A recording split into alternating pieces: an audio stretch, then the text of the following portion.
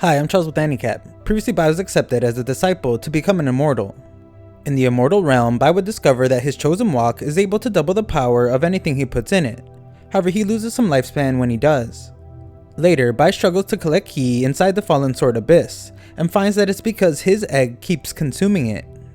Nearby, Song would come to think that he will be the first to reach Foundation establishment, but is shocked to find that the power of the tide has actually gone to Bai. The story continues moments before Bai receives the power of the tide, and we watch as other participants fight for nearby resources. They all hope to be the first to reach Foundation establishment, but are surprised to see that someone has seemingly beaten them to it. Everyone is certain that it is Song since he is the most powerful amongst them, but Song himself is shocked when he realizes that Bai is the one merging with the first tide level. Song won't allow him to gain the upper hand though, and uses a mysterious technique. Onlookers are amazed to see that another tide has formed, and Jindao points out that it is Song's blood sector technique. Under the first tide, we see that Bai is confident since merging the earthly vein ki with his own spiritual energy isn't too difficult at all. The two will become whirlpools that gather together to form a tide, and all he will have to do is temper the tide into a spiritual sea. He gets a bit overconfident about being the first to reach Foundation establishment, and is shocked to see someone else's tide absorbing his earthly vein ki. He then remembers that Lee warned him not to become complacent once he began his Foundation establishment, since tides will compete with each other for Earth Ki. Furthermore, the number of tides he manages to activate will determine the level of the Foundation establishment that he will receive. The higher the tide level, the more advanced the skill needs to be in order to activate it, and every move needs to be perfect or the entire process will be ruined. Bai uses his purple ki transformed cauldron, and then his dragon elephant sea transformation technique, which makes everyone realize that the person receiving the golden tide is Bai. Other cultivators nearby use their secret techniques as well, and others notice that the first batch of tides inside the fallen sword were all activated by the top chosen of the 4 sectors. Bai states that he just completed the 4th level of the tide, and will now begin the 5th, but finds that he is held in place by shackles. He struggles to free himself, but decides that it's time to use some earthly vein ki, and tries to absorb some. However, he notices that someone next to him is using this chance to steal his earthly vein ki, and Bai demands that they stop. Shan watches as Bai's ki is completely drained away, and acknowledges Bai's strength, but points out that this time his opponent is Song. Shan plans to let everyone else use up all their energy before making his move, but is interrupted by Tidan. Nearby, a second batch attempting to reach Foundation establishment starts, and Shan thinks about draining them with a tide of his own, but quickly finds that he isn't the only one with the idea. Song continues taking in earthly vein ki as he explains that Bai's tide is done for. However, just then he realizes that something is wrong, and notices that a small creature has taken some earthly vein ki from his tide. Back at the golden tide, Bai attempts to break free from the shackles, and reminds himself of his goal to become immortal. He is more motivated than ever, and proclaims that even without any earthly vein ki, he will break free. This proves to be far more difficult than he thought, as he is about to faint, but lucks out when his adopted egg son arrives to provide him with some earthly vein ki that he stole. With his newly restored power, Bai breaks free from the shackles, and praises the little egg for the help.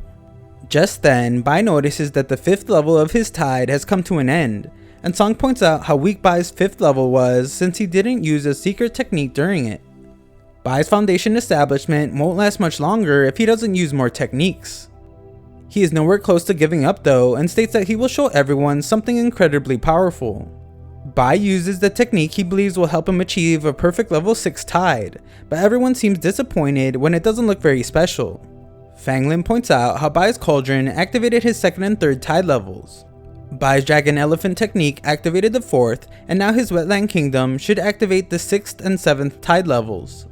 Those are all the techniques Bai knows though, and it's clear that he won't be able to go any further. The other disciples mock Bai for not making the best of the top secret technique in the spirit sector, and Tian Yu explains that he would have reached the peak of the Foundation establishment in just one move if he had the wetland kingdom technique. Bai wrongly assumed his dragon elephant would get him into higher levels of the tide, and he remembers how Lee told him that higher levels will require stronger techniques to activate. Bai confidently states that it is now time, and astonishes everyone when he shows the true strength of his Wetland Kingdom technique. The move is extremely powerful, and the other chosen are stunned when they realize that their ki is being taken away by Bai. The fallen sword abyss has very limited supply of earthly vein ki, and Tianyu is furious about Bai draining other people's tide power. Even more shocking is that Bai's 8th tide level is beginning to take form, and Song reveals that if he manages to do it, then all the earthly vein ki will be absorbed by him. None of the other chosen from the other sectors will allow this to happen, so they all instruct their groups to immediately kill Bai. They all refuse to let Bai reach Foundation Establishment, and all the disciples begin to swarm him. Sean is nearby, and his attempt to steal some earthly vein ki is interrupted when he is startled by the sheer number of disciples going after Bai. Bai's lookalike is heading to him as well, but notices that traps have been set everywhere. The poison seems to be making everyone lose their minds, and Yizan can only wonder how many traps Bai had set. Some disciples finally manage to reach Bai, but are surprised to see that he used 1000 superior quality talisman seals as a defense. Bai watches comfortably from inside, but realizes that the barrier won't last long, and he must speed up the flow of his technique to complete the 8th tide level. He attempts to do so by using his undying power, and shocks everyone when he achieves the 9th tide level, the peak of the earthly vein. Bai's fellow sector members are surprised to see that Huyan has stopped his own Foundation establishment so that he and the others can protect Bai together. Nearby, some disciples point out that reaching peak earthly Foundation establishment can cause a person to lose their rationale, and they begin to wonder if Bai will end up like Master Wuji, who went on a rampage. Jin Dao is furious as his 7th tide level was taken away by Bai, and Fang Lin is mad for a similar reason. Just then, the disciples successfully break Bai's barrier and charge to kill him. Bai points out that his undying power has activated the 9th tide level, and he still can't control his body. He begins to think waiting to die is his only option, but we see that Huyan has arrived to help protect him. Jin Dao explains that his brother is headed for Bai as well, but we see that Fang Lin is stopped by Wan. She plans to defend her fellow Spirit Sector member, but Fang Lin is ready to send them both to the underworld. Jin Dao has easily defeated the group he was fighting, but Huyan swears to live or die together with his comrade Bai. Bai is concentrating as much as he can, but can also sense Huyan and Wan somewhere close by. Back at the fight, Huyan is gravely injured but refuses to give up. Fang Lin points out that Bai is simply a living target now, and the only difference between him and Bai is that he will be the first to die. Huyan finds a power inside himself as he remembers how Bai sacrificed his life to save him during the Lucian incident, and proclaims that this time he will protect Bai. Huyan prepares for his frightening attack as Fang Lin points out how he is burning his life energy to do so. Huyan is about to sacrifice his own life with a move called Soul Destruction, but stops when Beihan Li surprisingly arrives to join the fight. He is a northerner, which are known for hating Bai, but he explains that anytime someone wants to kill a fellow Spirit Stream Sector disciple, they must ask for his permission first. Nearby, Wan has also taken a beating, but warns that Jin Dao shouldn't even think about killing her fellow sector members. Jin Dao easily stops her though, telling her not to throw away her life, and explains that he is doing them all a favor. He is certain Bai will lose his mind if he completes the 9th tide level, and achieves peak earthly vein, just like Master Wuji did 800 years ago. Wuji's intelligence was wiped away by the power of the 9th tide level. He fell into madness and slaughtered everyone in the abyss. Wan is certain Bai won't end up that way and states that she believes in him.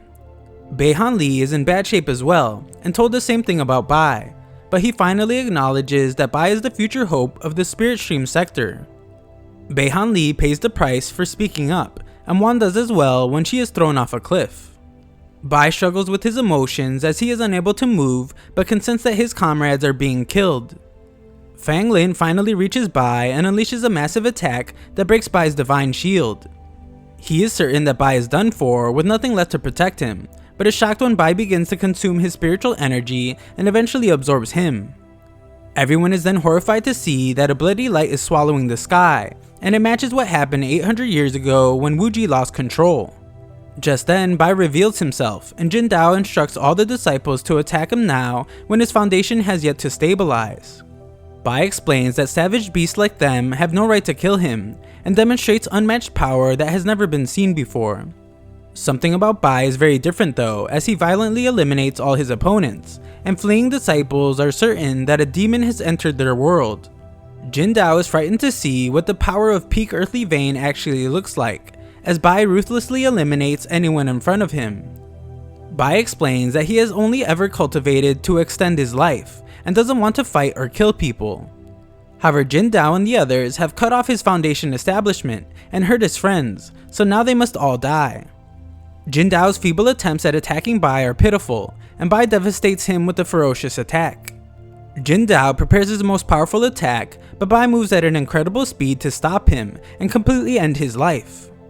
Bai is completely victorious in battle, and we see that Yi Zhang watches, exclaiming that history has somehow still managed to repeat itself, as Bai is the second Master Wuji. Just then, Bai calms down and goes to check on his friends. Beihan Li reveals that Hu Yun burned his own life force to stop Jin Dao, and it's a miracle that he is still alive. Bai takes responsibility for what has happened and begins to immediately heal his friend. He notices a Blood Sector disciple attempting to escape and attacks him, but is surprised to see that Ziyang turned into a mask. Hu Yun finally wakes up but gives Bai the bad news about how all their comrades had fallen in battle, including Wan. Bai tells Hu Yun to leave everything to him as he needs to recover, and turns to look at the main culprit, Song. Song wants to complete his 8th tide level, but Bai explains that there are consequences for evil deeds. Bai vows to cut off his tide and absorb Song's ki to temporarily re-establish his foundation. Song states that it's too late though, and no one can stop him now. Everyone is shocked to see Song attempt to forcibly activate the 9th tide level, since there clearly isn't enough ki left in the Fallen Sword Abyss. If he is successful, there will definitely be bloodshed, so Beihan Li asks Bai to stop Song while he protects the others. Song is very close to his goal, and the little girl from earlier watches as she is surprised to see someone finally get this far after 800 years. However, Bai arrives and calls Song a despicable creature for interrupting his Foundation establishment several times and for brutally hurting his innocent sector members. Bai severs Song's Foundation establishment and is glad to see that his fellow sector members are now able to continue theirs. Bai isn't finished with Song, but Song shows that he has a trick up his sleeve. Song uses his compass and shocks everyone as he begins to activate the Heavenly Vein key. The disbelief continues since the legendary Heavenly Vein has finally been confirmed to actually be real. Once a person achieves the Heavenly Vein Foundation level, they will be at a supreme level which can't be reached any other way. Bai knows that the Heavenly Vein will add another 500 years to his lifespan, and tells Song that he will be taking it from him. Song manages to stop Bai for a moment, but this only results in a fight between the two powerful disciples. The battle intensifies as the two are evenly matched, and we see that the Heavenly Vein is quickly nearing its activation. The fight rages on, with Song going airborne to attempt an attack on Bai. The two are locked in place as they struggle for the upper hand, and Song is surprised to see that Bai actually withstood the attack. Song wonders if Bai still has some type of hidden protection, but then decides to use the Blood Sector's secret technique to end the fight now. The technique is called the Blood Killer World, and Song uses its single strike God Destroyer to attack Bai with the immense sword. Bai attempts to stop the attack but takes a lot of damage, just as the ground beneath his feet gives in. Song extends himself to finally achieve Heavenly Vein Foundation establishment, but is shocked to see that Bai's Wetland Kingdom technique has stopped him. Song is completely defeated, and his compass has finally activated the Heavenly Path to Foundation establishment. Heavenly Vein Ki is being absorbed, and we see that the recipient is Bai. Bai states how strange it is to feel time and space, while his 5 senses and cultivation are also continually increasing. He can feel that he is surpassing the limitation of life, and proclaims that he now has the ability to annihilate the world with a snap of his fingers. Onlookers state how the world won't be able to sustain itself much longer, and everyone must get out as soon as possible. They are glad to see that Bai has returned, and hope that he has some type of plan to save them.